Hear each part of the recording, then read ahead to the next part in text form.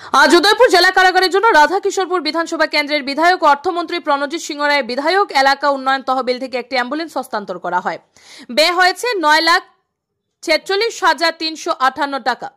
এক অনুষ্ঠানে অর্থমন্ত্রী নিজেই অ্যাম্বুলেন্সটি কারাগার কর্তৃপক্ষের হাতে তুলে দেন। উপস্থিত ছিলেন গোমতী জেলা সভাপতি দেবল দেববর্মা, জেলা শাসক রিঙ্কুর লাথের, এসডিএম ত্রিদীপ সরকার সহ অন্যান্য কর্মকর্তারা। মন্ত্রী বলেন, সরকার মানুষের সার্বিক উন্নয়নে কাজ করছে। বন্দীরা অপরাধ করলেও তারা মানুষ, তাদের স্বাস্থ্যসেবার গুরুত্ব রয়েছে। অ্যাম্বুলেন্স প্রদান হয় কারাগারের জরুরি চিকিৎসা আরো দ্রুত সহজ হবে বলে কর্মকর্তাদের মত। ব্যুরো রিপোর্ট আর এ ধর্মনগর।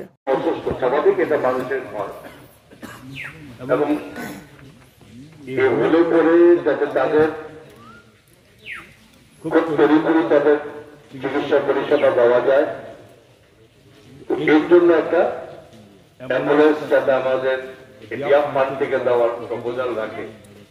তখন আমি সঙ্গে সঙ্গে বলেছি, ঠিক আছে, যা হয় সেটা আপনারা করুন। তারিখ বিনিময়ে 9,46,358 টাকার বিনিময়ে এই অ্যাম্বুলেন্সটা এখানকার সকলের যাতে হঠাৎ তাদের প্রয়োজনীয় স্বাস্থ্য পরিষেবা প্রয়োজন পড়ে সেটা ব্যবহার করার জন্য। যাই হোক, আমার এতদিন ধারণা ছিল যেটা অলরেডি ট্রানজিটে চলে গেছে, গতকালই জানতে পারি এটা আবার একটা উদ্বোধন করে দিতে হবে এসডিএম সাহেবের বক্তব্য। এটার জন্য আবার আজকে এটার এই আয়োজন করা এবং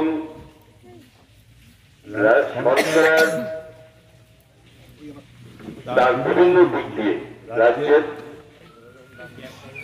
যেভাবে ডেভেলপমেন্ট আমরা করছি এবং তার সঙ্গে পুরো অংশের মানুষ যাদেরকে হয়তো সামনে আসে না, তাদের প্রতি যাতে কোথাও অবহেলা না হয়, যদি কোথাও গ্যাপ থাকে সেটাও গতিতে প্রত্যেকটি জায়গাতে একজন করে বিধায়ক আছেন একজনকে কনস্টিটিউন্সিতে, এবং সেই বিধায়ককে যাতে জরুরি ভিত্তিতে যে কাজটুকু সরকারের মাধ্যমে করতে কিছুটা বিলম্ব হতে পারে সেটার উপর তড়িৎ গতিতে করা যায়।